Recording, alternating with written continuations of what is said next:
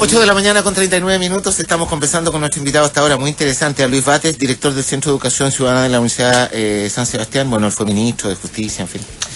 Luis, bienvenido al programa, muy amable. Muchísimas gracias por estar con nosotros, presidente del Consejo de Defensa del Estado, también fue usted. Fui presidente, sí, exactamente. Yo le estaba preguntando, quería partir de inmediato con esa pregunta, Luis. ¿Qué diferencia hay de esta reforma constitucional que está planteando este gobierno con la que le tocó participar a usted cuando Ricardo Lagos era presidente de la República? Bueno, la diferencia es básicamente el procedimiento al cual se sometió. En ese momento fue un procedimiento, digamos, institucionalizado, fue un procedimiento con la participación natural del Parlamento, y cuando se estableció, digamos, esta reforma, el presidente Lagos hizo una referencia que estaba recordando justamente en estos momentos, y que era que dijo: ninguna constitución es permanente, o sea, hay que revisarla, y dijo: de acuerdo con las necesidades del país. No hay constituciones inamovibles. Y a mí me pareció interesante recordar esto porque han cambiado, tal vez 10 años puede que se considere que no sea mucho, pero yo creo que el país ha cambiado. Creo que, por ejemplo, grandes sectores de la sociedad han accedido a bienes y servicios que antes eran indisponibles, etcétera. Y esas situaciones hay que ponderarlas, tienen que ir acompañadas, en mi opinión, de un proceso educativo para moverse dentro de esas nuevas circunstancias de vida que grandes sectores de la sociedad chilena viven hoy, acompañadas de un proceso educativo. Creo que en esa dirección. Y hablando, Luis, de educación, este proceso de educación cívica que ha planteado ¿qué le parece a usted? ¿Tiene que estar dirigida fundamentalmente a los ciudadanos o tiene que ser dirigida incluso, por ejemplo, al mundo de la política, de alguna forma que está bastante deslegitimado? ¿Quién tiene que participar y cómo de ese proceso? Claro, en primer lugar yo creo que hay que hacerlo con una visión de mediano y largo plazo. O sea, como alguien dijo, ¿en qué se está pensando? ¿En las generaciones del futuro o se está pensando en las próximas elecciones? Ahí hay una diferencia bien clara que hacer.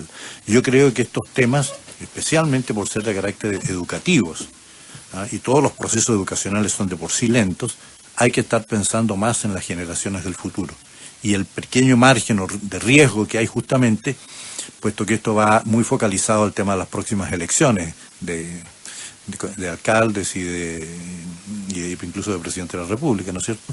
Que no se vaya a quedar focalizado en temas eleccionarios, materias que de por sí son de mediano y largo plazo, sobre todo los temas de educación y de educación cívica en particular, que lo dijo hoy día la presidenta, por ejemplo. Dijo: yo quisiera que la gente se entusiasme, dijo, con este tema constitucional. La única manera de entusiasmar de verdad, más allá de las palabras y de los discursos, que incluso pueden caer en la demagogia, la única manera de entusiasmar de verdad a la gente es que esta educación pase a formar parte de la vida de las personas, que pase a formar parte del ser de las personas, del fuero interno, y no meramente instrucciones, ¿no es cierto? Y esos son procesos de mediano y largo plazo. En consecuencia, todo este tema de la educación cívica lo veo por lo menos como el inicio, porque estamos todos de acuerdo que en 4, 5, 6 meses no es mucho lo que se pueda lograr. El inicio de un proceso en el cual debería haber una participación de todos los sectores de la sociedad, incluida en mi caso las universidades, que tienen un papel importante que jugar en la difusión de los temas educacionales, en lenguaje comprensible al ciudadano común, que es lo que estamos haciendo en la Universidad de San Sebastián. Don Luis, ¿a qué se refiere? Estaba leyendo algunas cosas respecto a algunos términos usados. ¿Qué es lo que usted ha definido como democracia del diario vivir? ¿Y cómo se aplicaría un poco a lo que recién está comentando, a esta educación cívica más general y que no se resume en los momentos electorales y en explicar un poco esos procesos, sino que la democracia del diario vivir? Exactamente. Yo hablo con frecuencia de justamente la democratización del conocimiento. ¿Qué quiero decir con esto? El conocimiento, todos sabemos, se genera, se cultiva en centros de estudio, en las universidades, etcétera. Pero yo creo que los cambios que ha habido en el país exigen de parte de estos centros de estudio, por poner un nombre, digamos, democratizar el conocimiento, que significa ponerlo a disposición del ciudadano común, pero en lenguajes comprensibles. Todas las profesiones, todos tienen sus lenguajes técnicos, ¿no es cierto? En el derecho esto lo vivo, y cuando fui ministro justamente se me empezó a dar la idea. El tema del derecho, por ejemplo, que regula todos los aspectos de la vida de las personas, independientemente que la gente no lo sepa, salvo cuando infringe las normas, ¿no es cierto? Pero el tema del derecho que regula todos los aspectos tiene que estar más a disposición de las personas en un lenguaje comprensible, vuelvo al punto, para que la gente le sirva en lo que se llama la democracia del diario vivir, es decir, en la vida cotidiana de las personas y en sus necesidades de la vida cotidiana, que es lo que estamos haciendo ahí y con mucho éxito. Créame, la última el programa que llamamos Ciudadanos Cívicamente Aptos, había más de 300 personas que no tienen nada, que no son personas versadas en derecho, pero ellos mismos, y con esto cierro, ellos mismos fijaron en las evaluaciones que hacemos de estos cursos, ellos mismos fijaron qué materias podrían ser a futuro. Y ahí me encuentro justamente con que las materias que las personas quieren que se divulguen, digamos, que son aquellas que les sirven para la vida cotidiana. Y en ese sentido, digamos, la Asamblea Constituyente, en las encuestas que hemos hecho, no está en los lugares preferentes. ¿No? No, está más bien en los temas que, le repito, de la vida cotidiana, sea en el ámbito laboral, sea en el ámbito de la familia, del consumo mucho, ¿no es cierto?, etcétera. Entonces la gente elige, y lo hemos visto, más temas que tienen que ver con sus necesidades diarias. Luis Bates es director del Centro de Educación Ciudadana de la Universidad de San Sebastián. Luis, la UDI, la derecha en particular, ha criticado fuertemente lo que ellos han llamado un proceso de adoctrinamiento, o sus temores de un proceso de, comillas, adoctrinamiento que haría eventualmente el gobierno asociado a este proceso de educación cívica. ¿Usted comparte ese criterio? ¿O cómo podría, o cómo debería ser este proceso de educación cívica? Bueno, justamente están hechos los anuncios, pero naturalmente falta mucha explicación de los pormenores y el detalle que va a seguir a estos anuncios. Hacer anuncios no es muy complicado, ¿no es cierto? Se usan con palabras. El gran problema está en la ejecución de las cosas que se quieren hacer. Yo he recordado muchas veces a Napoleón Bonaparte. Napoleón Bonaparte decía, todo está en la ejecución. Y cuando uno ve estos anuncios, sobre todo un camino que es un camino compuesto de distintas fases o etapas, digamos, que van a durar 2 o 3 años, el problema de la implementación, de la ejecución, es un problema clave. Y de eso va a depender el éxito o no de estas ideas que se están señalando hoy día. Por ejemplo, ¿qué se va a enseñar? Si usted piensa en la educación cívica en los colegios, por ejemplo, las materias que se enseñan las fija el Ministerio de Educación. El Estado fija las materias, los currículums en materia de educación cívica. Una gran pregunta es cuáles van a ser los contenidos. Después, la otra pregunta, ¿quiénes lo van a hacer? La otra pregunta, ¿cómo lo van a hacer? Y después hacer alguna evaluación de lo que se ha hecho. Todo eso es complejo y todavía falta explicación, a mi juicio, sobre el qué, el quiénes y el cómo. Y eso es lo que está empezando a desarrollarse. ¿Usted cree que esto se asocia, como dijo el expresidente Piñera ayer, va a generar incertidumbre que puede tener repercusión en la economía también? Que un proceso largo, complejo, y que él incluso pedía a la derecha levantar otro proyecto paralelo al que tiene el gobierno ahora. Lo que dijo el presidente Piñera, entiendo yo, es una reforma constitucional de acuerdo con las normas actuales. Eso es lo que yo entendí. Es una posición, pero yo creo que todo depende, digamos, de la buena voluntad que haya de los distintos sectores y segmentos de la sociedad chilena. Hay un margen de riesgo de que no debería producirse, de que partidos políticos pretendan monopolizar este tema de la educación cívica en provecho propio. Pero eso yo creo que sería un tremendo error, porque esto, como le digo, va pensado en términos de generaciones futuras, en que los políticos de hoy probablemente no van a estar en cuanto a las consecuencias de estas medidas, y hay que estar pensando en el bien común, más bien, en el bienestar de la ciudadanía, y se apunta en esa dirección.